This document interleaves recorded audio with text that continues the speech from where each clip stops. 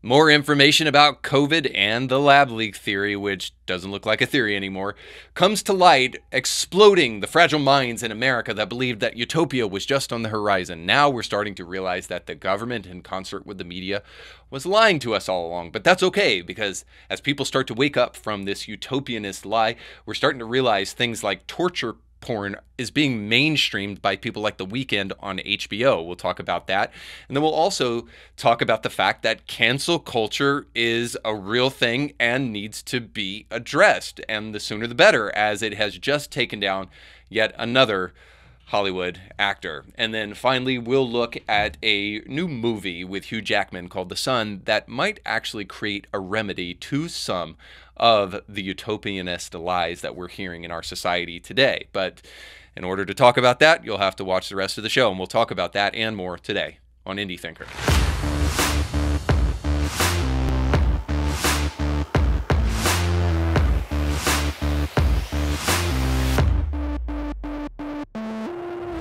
Today's show is sponsored by our friends at Element Home Loans and the Kevin Blair team. If you're looking to secure your family's financial future by investing in real estate or maybe even refinancing your home, I know interest rates are high, but guess what? They're only going to go up. And you can lock in a rate right now by getting pre-approved by our friends over at Element Home Loans. Now, I know what you're also thinking. Hey, Reed, because interest rates are higher, I'm just going to wait it out. Well, listen, you can wait it out and rent if that's what you're doing right now and continue to pay your landlord and line his pockets with the money that you could have been putting down on your brand new home and actually creating some equity for your family's future. So in any case, it's a great time to buy. And interest rates aren't as high as they're going to be. So you need to act now. You need to do that by going to kbmtg.com. And when you do so, let them know that Indie Thinker sent you. Welcome to the show. Don't forget to like, share, and subscribe. Now, there are some of you who believed that during the Barack Obama years, we were well on our way to utopia. We were just seeing the promised land in sight. Barack Obama, the first black man, well, mixed man, was elected to office. The internet was created, making information more accessible, and social media created a global village, drawing us all together. But then that evil, orange, bad man, Donald Trump, came and spoiled all of us and set us back 100 years. So if you were foolish enough to believe that nonsense, I've got some things I need to sell you on Facebook Marketplace. It's the only reason Facebook is even actually worthwhile anymore. But you need to go and purchase all of my stuff above asking price. But hopefully most of you are on the journey to independent thinking and you didn't fall for that nonsense. And you're realizing with things like the crashing, exploding dumpster fire reality that everything we were told about COVID was a lie from the very beginning from our government and from our media. Hopefully you're starting to realize that utopianistic dream was something that was just that, was a dream, and that reality was something far more complicated than that. In fact, hopefully by now you've realized our media, our schools, our government, judicial system, museums, national parks, the transportation department, and even your urinals are flawed because they're human inventions and they don't deserve your trust. And again, that was on full display as we started to realize that the COVID lab leak theory, surprise, not so much a theory. Because just recently the FBI investigator chief Wray said China lab leak is the most likely explanation for how COVID was created. And of course, you know by now perhaps that the Department of Energy said that the lab leak theory is the most likely cause of COVID, but that they have low confidence that it was created in a lab. Now, that just means that it's the most plausible, but they don't have overwhelming evidence for it. But it's important to note the whole low confidence in quotes idea, because wherever you find a mainstream media source that puts low confidence in the headline is a company or a corporation that is not interested in still yet telling the truth because they don't want egg on their face. But of course, we know the media does at this point in time because they were in bed with the government and specifically the Democratic Party. So when I repeat myself and I say the mainstream media and the Democratic Party, what I mean to say is that there were places like 60 Minutes who were full on board with trying to debunk the lab leak theory when Trump was in office because they needed him desperately to be racist, because they have no other critique that they're aware of. It's the only critique because everybody that exists is Hitler. It's the only historical figure most people know, especially in the Democratic Party. So because Trump was Hitler, they needed to make the lab leak theory completely a racist statement. And so 60 Minutes jumped quickly in bed with the Democratic Party again and said things like this. Was actually tested against the viruses we've discovered under our NIH research funding. And so that testing would not have been possible if it hadn't been for the work that you did with the NIH grant. Correct. But his funding from the NIH, the U.S. National Institutes of Health, was killed 2 weeks ago by a political disinformation campaign targeting China's Wuhan Institute. As the U.S. led the world in illness and death, the White House moved the focus to the Chinese government. That's where this began. Last Sunday, Secretary of State Mike Pompeo attempted to resurrect a debunked theory that the virus was man-made in China. The administration has offered no evidence of an accident or genetic engineering. But of course, as Biden took office and reality started to sink in, they slowly but surely started coming around to what journalism actually looks like and started doing things like this. You're saying that China did the investigation and showed the results to the committee and that was it? Pretty much that was it. Not entirely, but pretty much that was it. Imagine if we had asked the Soviet Union to do a co-investigation of Chernobyl. It doesn't really make sense. So quick question, and this will determine your level of independent thinking at this point in time. Do you believe that 60 Minutes was duped into believing that COVID was not created in a lab? Or do you think that they actually just wanted to do what they were told to do by the Democratic Party? Which one do you think is more plausible here?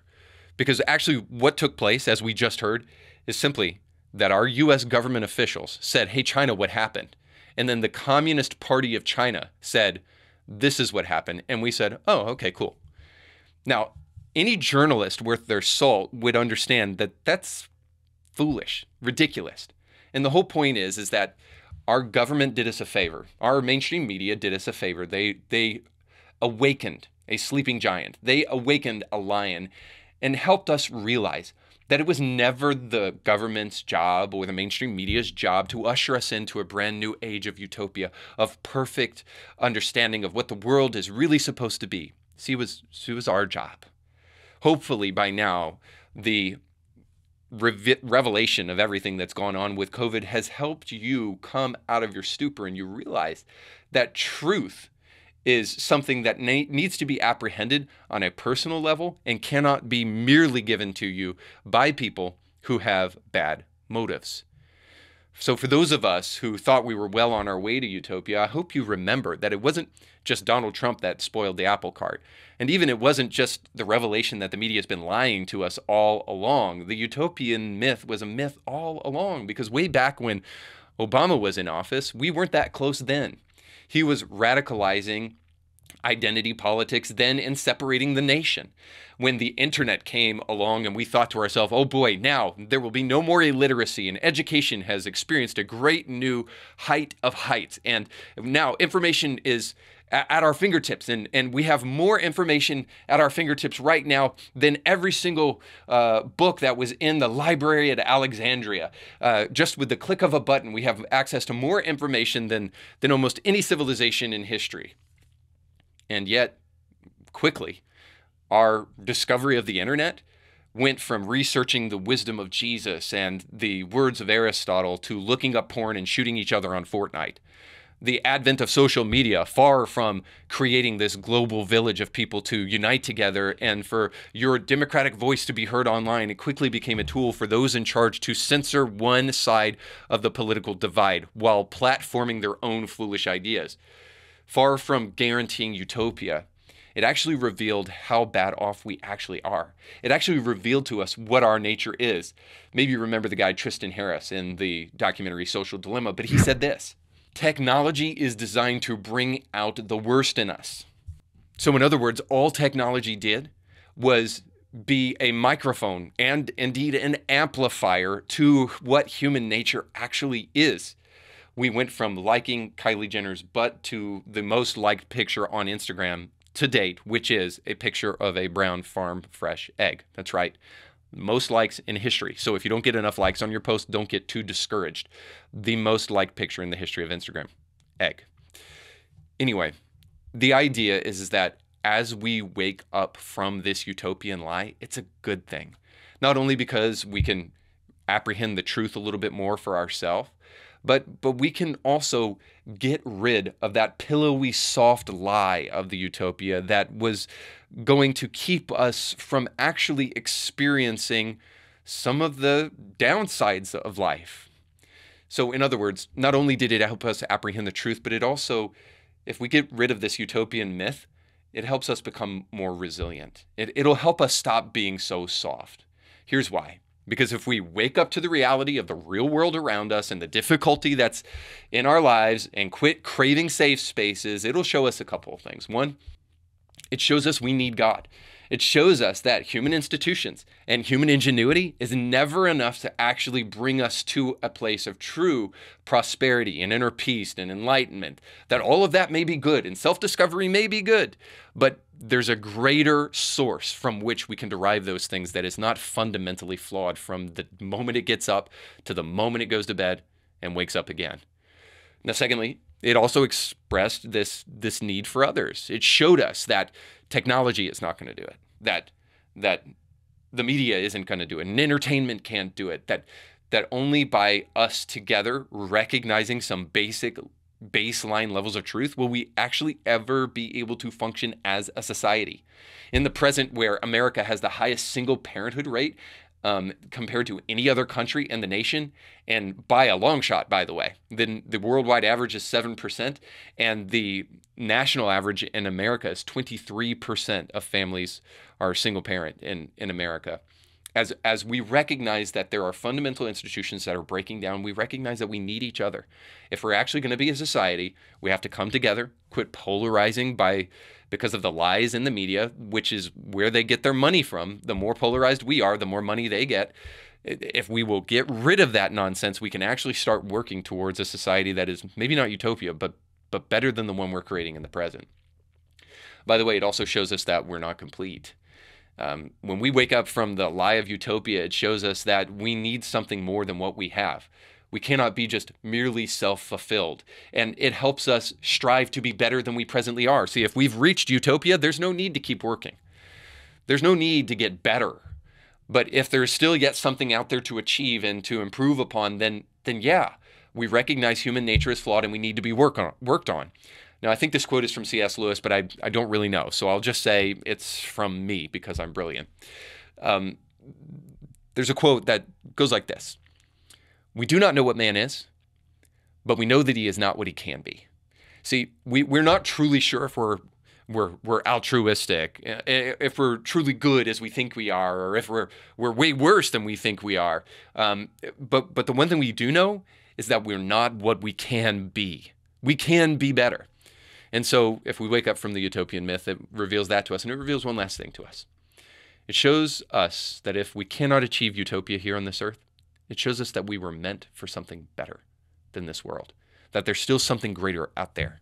Now, C.S. Lewis did say this. He said, if you find that nothing in this world satisfies the hunger in your soul, it could be that you were meant for something more.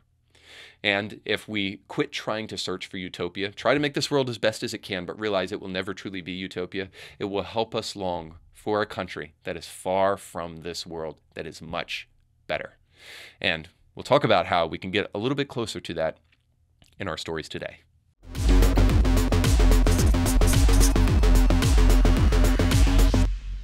All right, so we're going to start our stories today with The Weeknd, who is in a new HBO series that apparently is about something totally stupid, and I don't care about it at all, except to say this, that apparently Rolling Stones has accused the show of glorifying torture porn. Now, if you thought that Drag Queen Story Hour was an issue, if you thought that drag queen brunch with minors was an issue, here comes the newest rendition of sexual escapades, which is to torture the person that you're having sex with as though that would be enjoyable. Now, it doesn't surprise me at all, and I'll never watch the show, so I won't confirm it, but it doesn't surprise me at all that this show would glorify something like this. But the article that I wanted to read to you from Rolling Stone says essentially this. On Wednesday morning, Rolling Stones posted this story: The Idol, How HBO's Next Euphoria Became Twisted Torture Porn. Now, I just wanted to illustrate that for you real quick to kind of set the stage for the Rolling Stone kind of fired a shot over the bow of this new HBO show called The Idol starring The Weeknd. And it's the claim of Rolling Stones that it's glorifying torture porn. Now, isn't it interesting that the Rolling Stones all of a sudden developed morality? Now, this is the Rolling Stone that just recently came out and said that there are a bunch of furries that want to have sex with Mr. Fox and the bad guys. They did a whole article about grown adults wanting to have sex with a cartoon character, right? So Rolling Stone, thank you for that great journalism. So apparently now they developed a backbone, a heart, and a code of morals, and they have a problem with torture porn, whereas they wanted to glorify sex with cartoons before, and the community of furries who like to dress up as animals and have sex with each other. So it's hard for me to believe that Rolling Stones actually cares from a moral perspective what's going on over at HBO. But this didn't stop The Weeknd from striking back and posting a scene from the show where it shows the two main characters of the show kind of mocking Rolling Stones for being irrelevant. And it's The Weeknd's contention that they were upset and they got their panties in a bunch because they were making fun of Rolling Stones on the show. And that's why the Rolling Stones is just merely saying that they have a problem with torture porn all of a sudden. So regardless of what you think about the back and forth, I think The Weeknd makes a compelling story, and it was interesting that he fired back at them and made this kind of just a personal thing. And more than likely, it most likely is, because it's hard for me to believe that conveniently that the Rolling Stone just all of a sudden discovered morality all of a sudden. But that's the point of this story at the end of the day. If there is actual morality that is happening in the present, it's feminist activism. So perhaps they have a problem with the way this portrays women as weak and the way women are attacked in the show, but it's a completely one-sided view of humanity as feminism often presents to us. But the more important reality is that universal morality is dead. Why should we care about torture porn in a secular humanistic world? Please, what's the argument against pornography? What's the argument against pornography for children if we truly live in a secular humanistic age? What is the argument for consent if we don't believe that human beings are created with intrinsic value and need to be protected, even sometimes from themselves? Where do we develop a standard and a code of conduct, a sense of morality from, if we've totally reduced Christianity to an irrelevant, patriarchal, nonsensical, folklorish religion? Please tell me, from whence do we derive not only our jurisprudence system, which by the way comes from the Old Testament, but also where do we derive any sense of morality? Isn't it true that if we catapult the Bible into the stratosphere and develop this utopianistic world for ourselves where the Bible is no longer necessary, that ultimately all we're left with is arbitrary values that are created by individuals? And then at that point, hey, bring the torture porn. Bring it all. What is there is no such thing as sexual deviancy if there is no code of conduct. At the end of the day, you're going to have to come to the realization that you're going to have to start believing in some morals and principles beyond your own personal feelings if we're actually going to hold together as a society. But of course, the back and forth between The Weeknd and Rolling Stones has nothing more to do with anything other than just ego. Other than the Rolling Stone wants to promote themselves and create readers, and The Weeknd wants to protect his ego since it's being attacked by the Rolling Stone. But in the process, why should we even care if there is no such thing as right and wrong, good and evil, and if we don't have a standard of conduct or code of conduct by which to differentiate the two? So needless to say, as we continue to, descend down the rabbit hole of leftist, secular, feminized culture, we're constantly coming up every once in a while, poking our head back up into the sunlight to realize there is no utopia down there. And in fact, we need to get back to some things that maybe didn't create utopia here on this earth, but was never intended to, but at least held us together with some semblance of common sense and morality. And that's why I want to bring us to the next story, because we are tearing ourselves apart. And cancel culture is like the course 101, the course du jour for tearing ourselves apart. But of course, there are still people out there who are like, oh, cancel culture, who cares? You know, or maybe they say it doesn't exist, or they say, well, it's just accountability culture. You know, you do bad things in society and you deserve to be exposed for it. I'm inclined to agree with the second one, by the way. But the problem again becomes, like, whose morality are we offending here? If we don't actually have a biblical understanding of morality, we're just taking up our stones and throwing our own personal morality at people. And so it requires a conversation about where morality comes from. Now, I'm going to just go ahead and tell you, sans conversation, the Bible's going to beat your butt when it comes to actually defending where good, authentic morals come from. And it's stuck around for thousands of years, so it's probably got better arguments than you do. But needless to say, it's got to come from somewhere, or else we're going to continue to tear each other apart.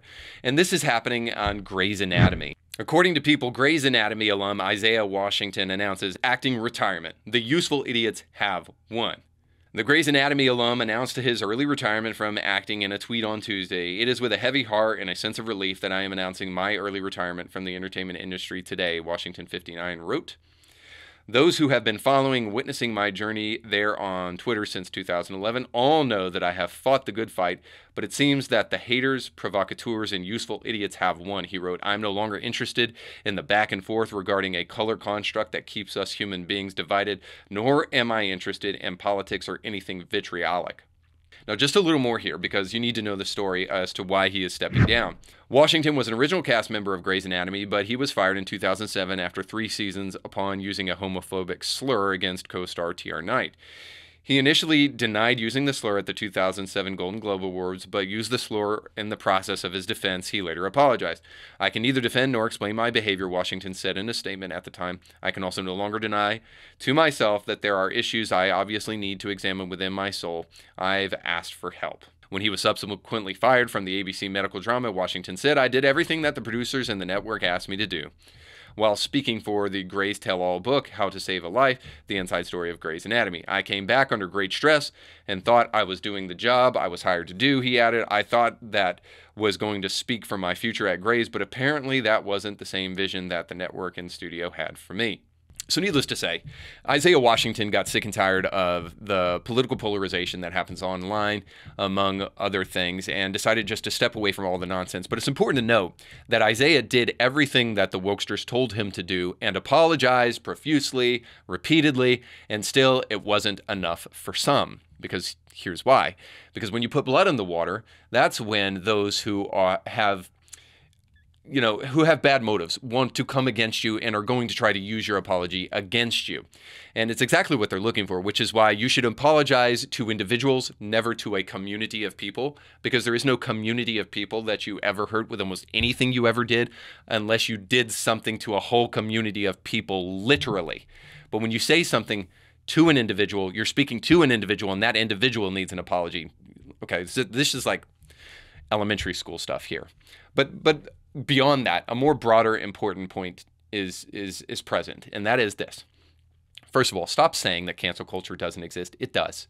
There are people who on the regular, right now in the present, because either they don't have the tolerance to put up with the kind of the identity politics going on in our society, or are literally fired, as we've talked about before on the show, are literally fired because they or have their livelihood attacked from campaigns by dishonest people.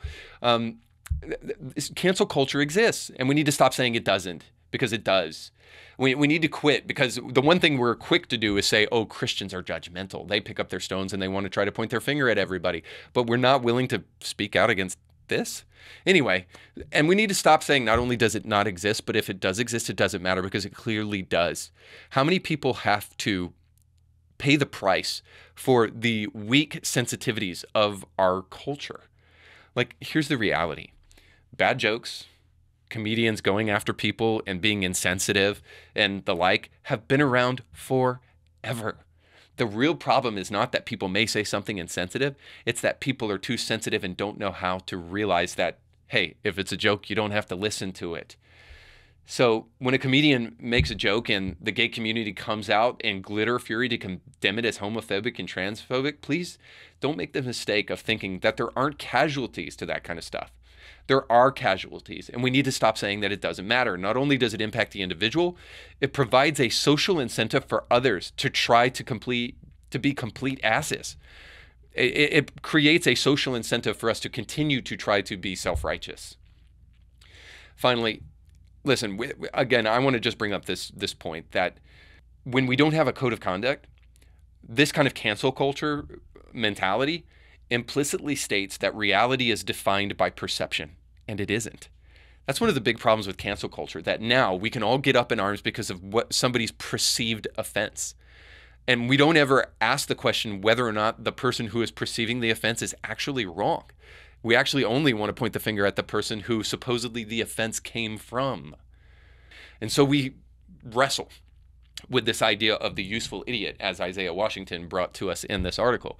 The useful idiot, of course, is a term that was coined by Lenin, and it's the idea that there are people in the Marxist revolutions who are true believers, and then there are people who are useful idiots. The true believers is always a small group of people. The useful idiot is a much bigger, broader group of people that you can convince to do anything because they're useful idiots. And so the idea is that there are those who have a specific agenda out there in cancel culture and want to try to reshape our world. And then there are unintentional people who don't realize what they're doing and are being used as pawns. The only cure that I see for that is a clear cut standard of conduct that helps us understand what morality truly looks like. But the further we get away from that, the more damage is being done, not just to us, but also to future generations, which brings us to the final story that I wanted to talk about, which is a movie that I watched as I was traveling to film a upcoming documentary for Indie Thinker. On the way back, I happened upon a movie called The Son. Now, I am a sucker because I have two boys for movies about dads, and they almost always make me cry. Not ashamed to admit it, but I choke back the tears to be a real man at the end of the day. But it's a sentimental spot for me because I love my boys. They're the most important part of my life outside of my wife and my relationship with God. And at the end of the day, I want the legacy that I leave behind is not an amazing podcast or a great documentary coming to you very soon, but I want to leave a legacy of making sure that I was a good husband and I was a good father to my boys. And so when I see movies like this, it's always a time for me to reflect. So perhaps I have a little bit of a bias here, but also too, I also think that we see movies so rarely that actually address this subject that it's important for us to try to pay attention to them when they come along, especially in the midst of a society of cancel culture that's trying to rip everyone apart, especially in a society where sexual promiscuity is constantly exalted as some type of virtuous thing rather than extolling the virtues of the nuclear family, a man and a woman getting married and staying together. I mean, very rarely are those kind of messages portrayed. So needless to say, I want to throw up the trailer for you to kind of watch right now. Now, as you're looking at the movie, I'll just kind of give you the good and the bad. The bad of the movie here, in my opinion, is that the way it portrays mental health is a little bit erroneous. It's this idea that there is no help for people, that they are just going to be completely unstable and they constantly need attention. Now, there are some people like this, but it is very few and far between. And when that kind of stuff happens, it's pretty clear that people need it. So there's this idea that we need to destigmatize mental health because then people who are struggling with mental health issues won't get the help that they need. And the reality is no, we need to stigmatize it. It needs to be rare and it needs to be understood so that when it comes, we can clearly identify it. If everything is a mental health issue, then nothing is a mental health issue. So the point is that the way that it portrays mental health is a little bit silly, and I think you would find that too from somebody who's a mental health practitioner. They would say this is not really the way this works. But nonetheless, another problem is the way it portrays medicine. Dude, like if a doctor spoke to me as a father the way the doctor does in that film, I would be like, get the hell out of here. It kind of presents the kind of credentialism that we see today in kind of the COVID stuff, as we talked about at the beginning of the show, which is just ridiculous. Obviously, most of the experts were either lying or just too stupid to realize that they were being used. And credentialism is a cover for people who are incompetent. Really professional, secure people don't need credentialism. They don't need to spout their degrees. They don't need to tell you how smart they are. They don't need to demand that you respect them because I'm the doctor. You know, we see that with like teachers and stuff. Like, did you get your master's degree in education? No, but I'm a parent, so I'm better than you at raising my kids. Needless to say, the way it portrays medicine is a little funny. The acting, even at times, is a little bit goofy. There's some times where there's some emotions that seem to be kind of deeply manufactured, and obviously they are, but actors are supposed to hide that fact. So even though Hugh Jackman is a consummate, like, professional, fantastic actor, there are some times where he and others in the film also seem a little bit pushing it, and especially the kid who is the son in this movie. Definitely there's some overacting involved. And then I'll finally say this: the ending is not great, not necessarily because of the way that it ended, but because of the message that it kind of leaves us with. I don't know. I'm kind of torn about that because there's some things that are good about it and things that are bad, and I don't want to spoil the ending for you. So I'll just say that the ending is not great. Now here's the good. The good is the way it shows a father's love for his kid. The way it unflinchingly shows that kind of love is just so powerful, that a father is supposed to sacrifice, a father is supposed to bend over backwards, a father is supposed to be put out for the sake of raising his kids. This father deeply, deeply loves his son and is troubled by him and is struggling to try to figure out how to, work around the issues of his son's mental illness and all that kind of stuff, and doesn't know exactly what to do. But it doesn't stop for a moment showing how deeply this father loves this kid, rather than to show that this kid is just some thing that the father created he could give or take. So the father brings the kid into the home and does so even though the father's got basically his own life going on outside of the family that he could have started with his first wife.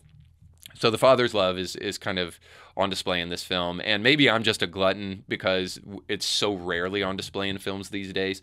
A mother's love is on display, but a father's real authentic love for his son is usually not. So I like that part of it. I love the way that it shows, really kind of in an unapologetic way, the toll that divorce takes upon a kid. The son here is reeling from his family's divorce and the fact that he splits time with his father and the fact that he's being raised by his mother, by and large, is something that they don't shy away from in this film, and I think that's great. Over the weekend, as I was filming multiple places, I became privy to some information that I hope to show at a later date about how the Democratic Party is very cautious about talking about single mothers because they know that single mothers are one of their greatest voting blocks. So they don't want to alienate single mothers, so they cannot address the fatherlessness going on in our society today.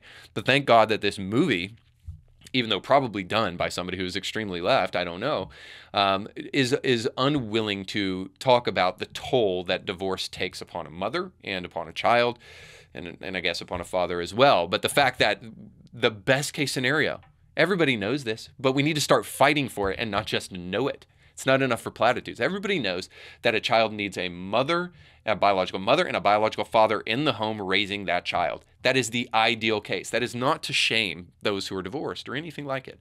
That's just merely to say that that's what a child needs. Finally, I'll say this. The way it shows struggles in mixed families and the inadvertent love it shows for the intact nuclear family. Kind of, I already talked about this in what I said before, but with the toll divorce takes on kids, but also it inadvertently kind of praises the nuclear family for being something that is vitally important to society. And so in summation, I want to say this about this film and about the whole utopianistic dream that we want to try to develop in this society, and why it is not a good thing. Why it's good to try to strive for better, but why utopia is a bad idea. We're never going to achieve it here on this earth, but if we can get close to it, it will come in the shape of a father's love for his child. It's in the shape of the nuclear family that can only be broken by the bond of that child creating their own nuclear family. So in other words, if we're going to truly appreciate utopia, it needs to happen because we appreciate the nuclear family. So the love that a parent has for their child is on full display in the nuclear family. And the only thing that can break that beautiful bond is when that child finds finds their partner for life, gets married, and then develops their own nuclear family. And then that greater love found in the nuclear family is the thing that replaces that love found in the nuclear family. So the point is that the nuclear family is a place that we are breaking down in society more and more and more through various means. And it is one of the keys that we need to truly find happiness in this world, is that you need to come from a nuclear family, but then you also need to develop and fight for your nuclear family.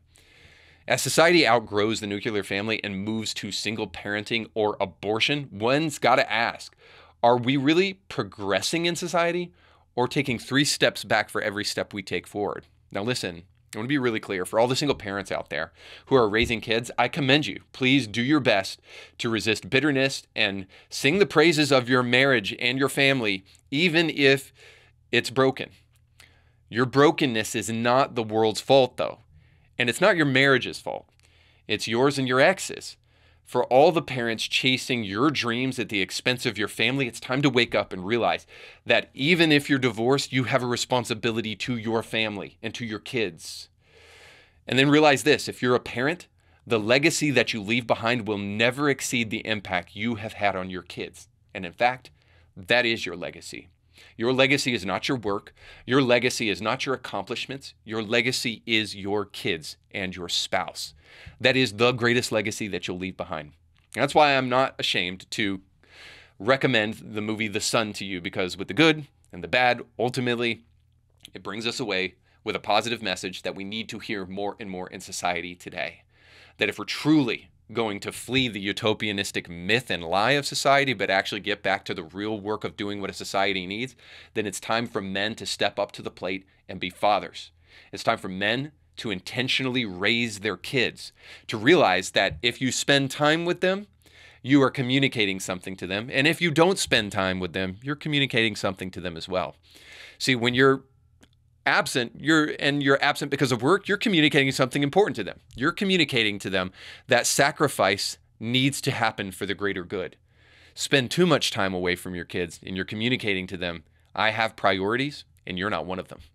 See, we as fathers can do our best to create a world in which our kids and their kids desire to make this world a better place and do so really outside of the myth of utopia.